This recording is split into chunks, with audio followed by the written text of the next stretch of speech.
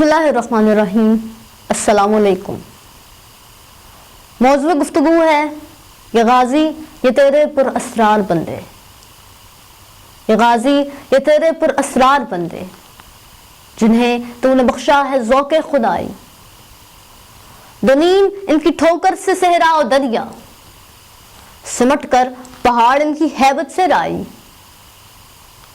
अजीज़ान वतन, मेरी नज़र जब अल्लामा इकबाल के इन चार मिसरों पर पड़ती है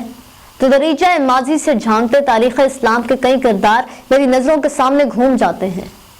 और दरीचा माजी से झलकता एक एक मुजाहिद और गाजी मेरी चश्मे तसव्वुर में रोशनी बिखेरता है और मेरे ईमान को मुनव्वर कर जाता है।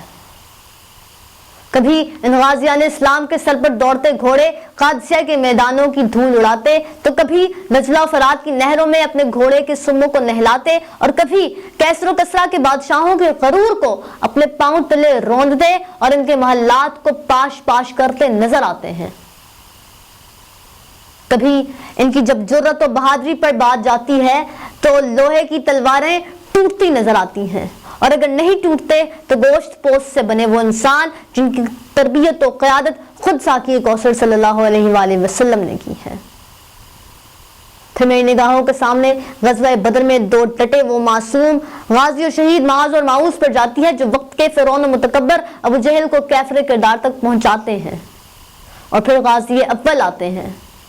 जो सहने मस्जिद में रोटियां पानी में भगोकर खा रहे हैं, जिस पर उबैदा बिन जर्राह पूछते हैं कि ए फाते खैबर, ये क्या मामला है कि एक तरफ से तो आपने बाबे खैबर को उखाड़ फेंका और दूसरी तरफ आप रोटियां भगोकर खा रहे हैं। तो इस पर अली फरमाते हैं कि यहाँ अली है जिसके लिए सूप की रोटी चबाना मुश्किल है, लेकिन वहां बज़ाहिर हाथ तो मेरा था लेकिन असल हाथ मेरे खुदा का था।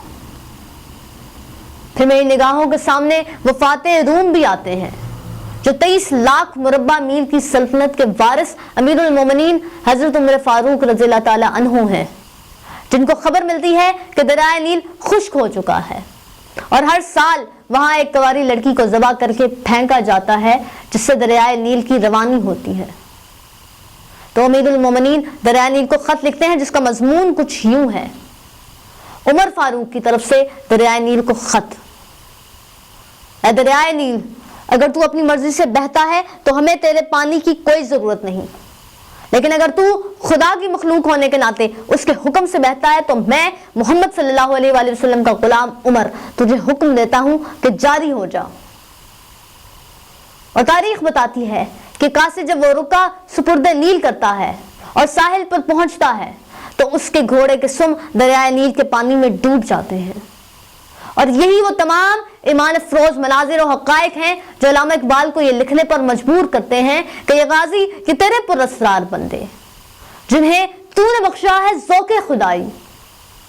अजीज़ान वतन,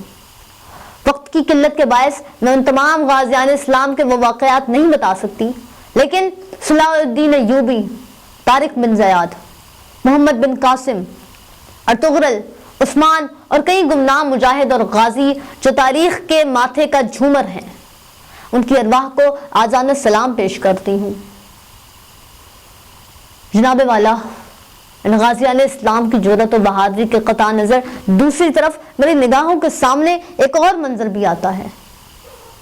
कि जो दिन के उजालों में अपने घोड़ों की पीठों पर एहकाम इलाही को नाफिज करते गुजारते हैं और रातें अपने मौला के हजूर मसल्लों पर मनाते गुजरती हैं, ये वो शब जिंदादार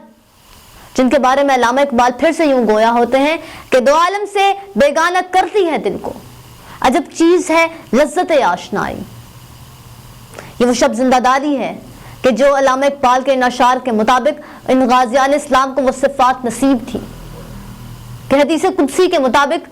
मेरे बंदे जब अहकाम इलाही पर अमल करते हैं और उनके नफाज के लिए तमाम तर कोशिशें बरूए कार लाते हैं तो मैं उनके हाथ बन जाता हूँ जिनसे वो पकड़ते हैं, उनके पाँव बन जाता हूँ जिनसे वो चलते हैं, उनकी जुबान बन जाता हूँ जिनसे वो बोलते हैं और फिर उन्हें वो तमाम सिफात व कमालात नसीब होते हैं जो उन्हें दो आलम से बेगाना करते हैं। आखिर में वॉइस ऑफ पाकिस्तान की शुक्रगुजार हूँ कि उन्होंने गाजियान इस्लाम के कारनामों को मंजर आम पर लाने का मौका दिया اور پھر افسوس تو اس بات کا ہے کہ ہم لوگ گفتار کے غازی تو بن گئے لیکن کردار کے غازی بننے کے لیے پھر سے شب زندہ دار بننا پڑے گا۔ اس پر بھی علامہ اقبال فرماتے ہیں کہ تجھے آواز سے اپنے کوئی نسبت ہو نہیں سکتی، کہ تو گفتار وہ کردار، تو ثابت وہ سیارہ۔ شکریہ۔